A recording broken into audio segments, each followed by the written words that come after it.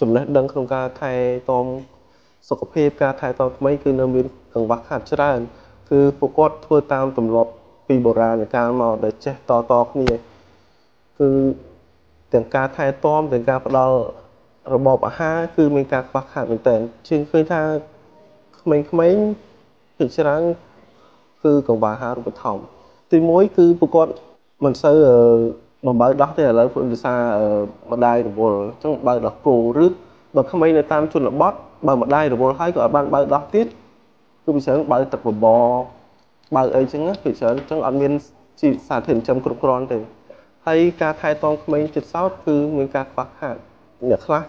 កូនស្រីវិញគាត់ច្របាច់គ្របដោះរហូតដល់មាន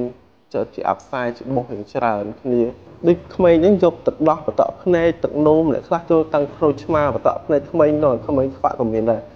ហើយភាគច្រើនអ្នកខ្លះលាបប្រេងកាឡាចូលចិត្តទៅលាបប្រេងកាឡាប្រេងខ្យល់លើក្បាលក្មេងលើពោះលើទ្រូងអីហ្នឹងណាដូចតែខ្ញុំខុសហ្នឹងគឺមានប៉ះពាល់ខូចស្បែកក្បាលក្មេងហើយប្រេងកាឡាហ្នឹងក៏វាជ្រាបទៅប៉ះពាល់ដល់ខួរក្បាលដែរចំពោះស្ត្រីមានផ្ទៃពោះពេលក្រោយពីឆ្លងទន្លេហើយពួកគាត់អត់សូវហូបអីទេខ្លាចទាស់ស្អីក៏អត់ហ៊ានហូបដែរបើចាស់វិញឲ្យគាត់ហូបតែអ្នកខ្លះតែបាយមួយអំបិលម្រេចជាមួយស្លសាច់តែអត់ហ៊ានហូបទេជាទូទៅស្ត្រីដែលសម្រាលកូនហើយគឺគាត់ខ្សោយជាងស្ត្រីធម្មតា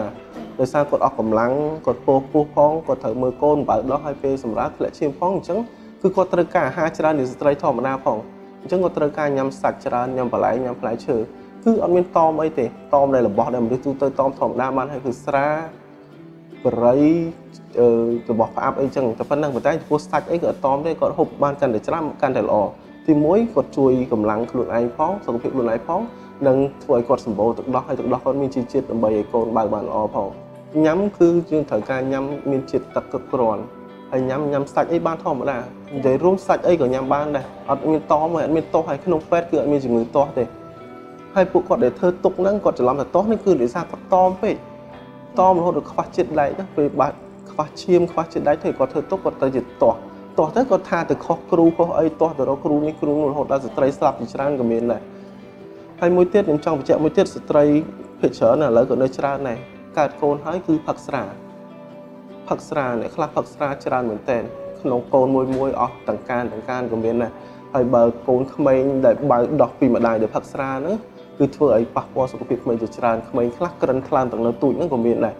ព្រោះជាតិអាល់កុលគេចេញតាមទឹកដោះម្ដាយដល់ពេលហើយក្មេងបើដោះហ្នឹងទៅធ្វើឲ្យថ្លើមក្មេងខូចអាចក្រិនថ្លើមទាំងក្មេងខូចថ្លើមក៏មានដែរបាទ